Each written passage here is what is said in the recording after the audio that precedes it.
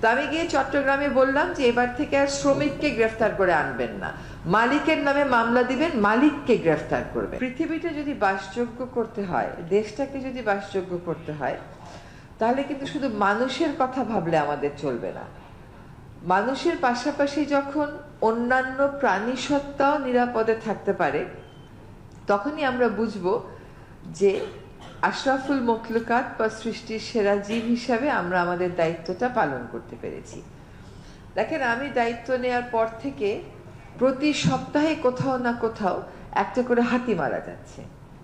তার কারণটা হচ্ছে যে হাতিকে কখনোই আমরা এই বিষয়টা মন দিয়ে ভাবিনি যে আমরা যে এখানে রোহিঙ্গা শিবির করে ফেলছি, ওইখানে ইকোনমিক জোন করে ফেলছি। আমরা মনে করছি একটা পাহাড়, সে নিরর্থক দাঁড়িয়ে আছে, তাকে নিরর্থক দাঁড় করিয়ে লাভ কি? বরং যদি আমরা একটা ইকোনমিক জোন করি, 1000-3 লোকের ওখানে কর্মসংস্থান হবে। কিন্তু আমরা তখন ভাবি নাই যে তাহলে হাতিগুলো তো এই রাস্তা দিয়ে হাঁটে, ও তাহলে হাঁটবে কোন রাস্তা দিয়ে, ও তাহলে খাবে কি? এমন একটা পর্যায়ে চলে গেছে, একদম সমস্যার চূড়ান্তে চলে এসছে। ফলে প্রতি সপ্তাহে আপনি দেখবেন একটা করে হাতি মারা যাচ্ছে, এবার এটার কোনো কুলকিনারা করা যাচ্ছে না। কখনো মারা যাচ্ছে ম্যাল নিউট্রিশনে, কখনো মারা যাচ্ছে সন্তান প্রসব করতে গিয়ে, কখনো মানুষ তাকে গুলি করে মেরে ফেলে তার টাস্ক নিয়ে যাচ্ছে, তার পায়ের নখ নিয়ে যাচ্ছে, কখনো নিজের ধান ক্ষেত বাঁচাতে কৃষকেরা তার কাটার বেড়া দিয়ে হাতিকে বিদ্যুতায়িত করে মেরে ফেলতেছে। এই সবগুলোই আসলে কি হচ্ছে জানেন? পরিকল্পনার অভাব।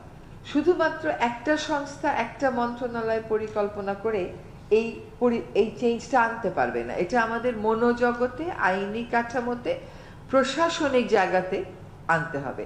ধরেন আপনি বিভিন্ন মন্ত্রণালয় বিভিন্ন সময় বিভিন্ন প্রকল্প দেয়, তো ওই প্রকল্পটা প্রণয়নের সময় ধরেই নেয় যে ডিপার্টমেন্ট অফ এনভায়রনমেন্ট ছাড়পত্র দেওয়ার সময় পরিবেশটা দেখবে। সেটা কিন্তু আসলে কথা না।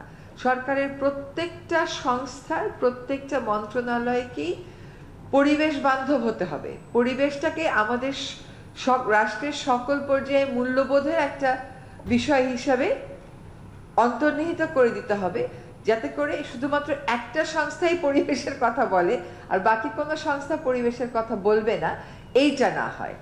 যখন গৃহায়ণ গণপূর্ত একটা হাউজিং এর স্কিম করে, তখন তাকে দেখতে হবে হাউজিংটা কি 2 ফসলি 3 ফসলি কৃষি জমিতে কিনা, তাকে দেখতে হবে এই হাউজিংটা জলাভূমিতে কিনা, তাকে দেখতে হবে এই হাউজিংটা যদি হয় তাহলে নগরে পরিবহনের উপরে, পানি সরবরাহের উপরে, বিদ্যুতের উপরে, অন্যান্য ইউটিলিটিসের উপরে কেমন চাপ পড়বে, সেই চাপ নেয়ার উপায় আছে কিনা।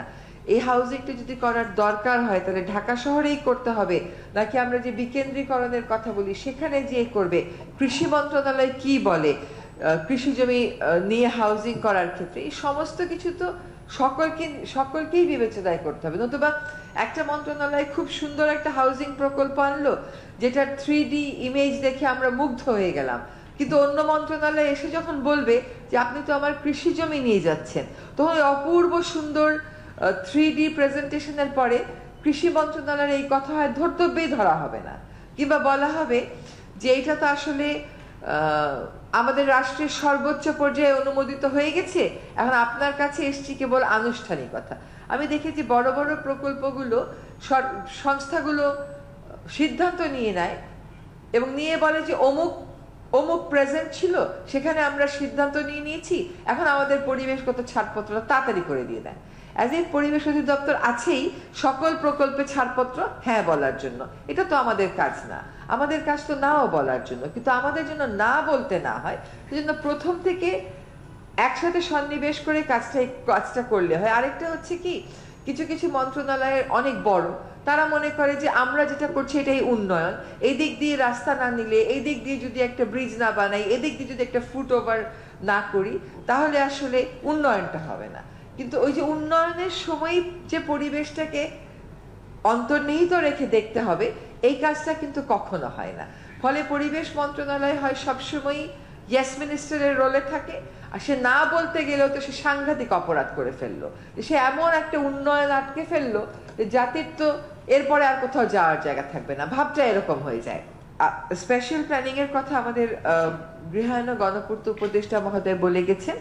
আমরা একটা ভূমি মন্ত্রণালয়ের নেতৃত্বে একটা আইন ফাইনালাইজ করছি, ওটা হচ্ছে আমাদের ল্যান্ড জোনিং এবং কৃষি জমি সুরক্ষা আইন। সেখানে স্পেশাল প্ল্যানিং এর কথাটা আমরা অবশ্যই অন্তর্ভুক্ত করে দেব এবং সেখানে একটা কথা বলবার চেষ্টা করব, আমি ঠিক জানি না এই পরের টুকুনে কতটা সফল হব, যে এই অধ্যাদেশ জারি হওয়ার অব্যবহিত পরেই সরকার এই কাজটা হাতে নেবে।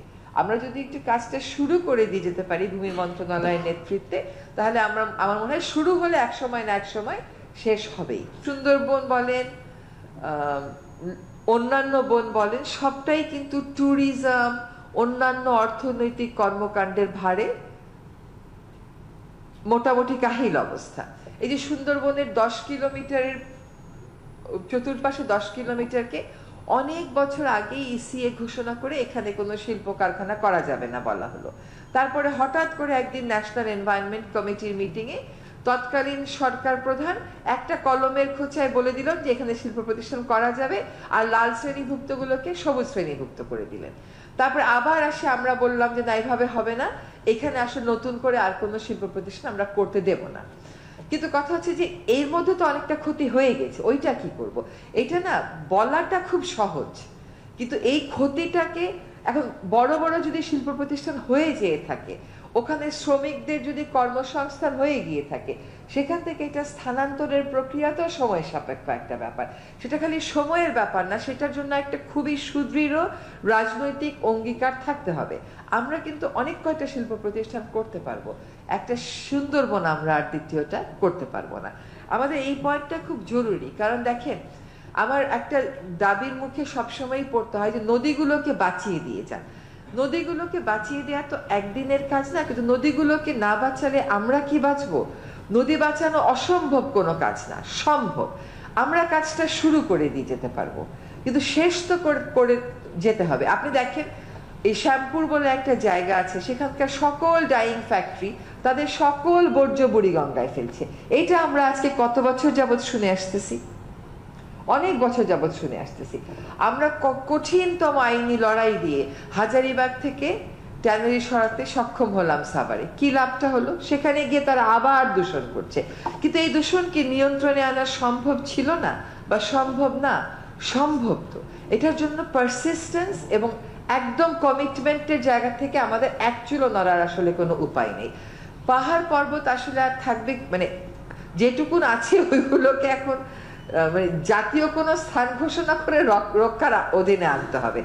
যাকেই বলি পাহাড় কেটেন না, বলে একটু শুধু কাটবো। হ্যাঁ, তো এই হচ্ছে অবস্থা। এবং বিশ্বাস করেন পাহাড় কাটাটা একটা টম এন্ড জেরির খেলার মতন হয়ে গেছে আমাদের জন্য।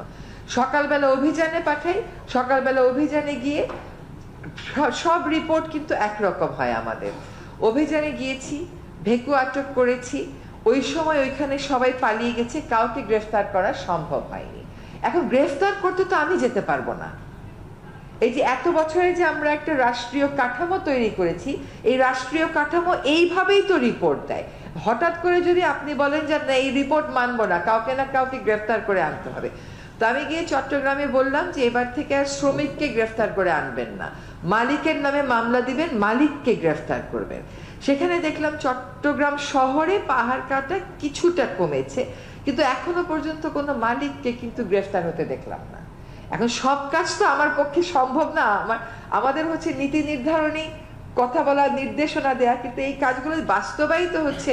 অন্তত কয়েকটা দৃষ্টান্ত আপনাদের জন্য সৃষ্টি করে রেখে যেতে চাইব।